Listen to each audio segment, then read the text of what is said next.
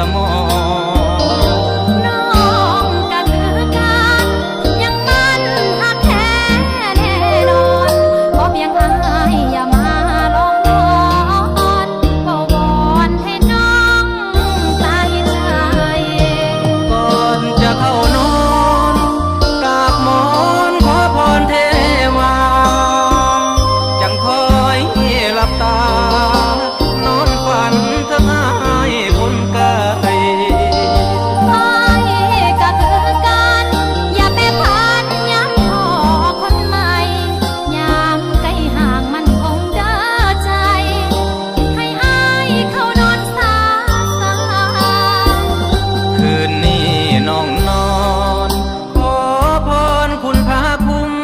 ครองให้หักเฮาสองอย่ามองเฮาห่างไกลเดือนวันหมุนผ่านใจนั้นอย่าหมุนตามไปหยุดหักน้องเอาไว้เพียงสาหักอายเอาไว้เพียงหน้า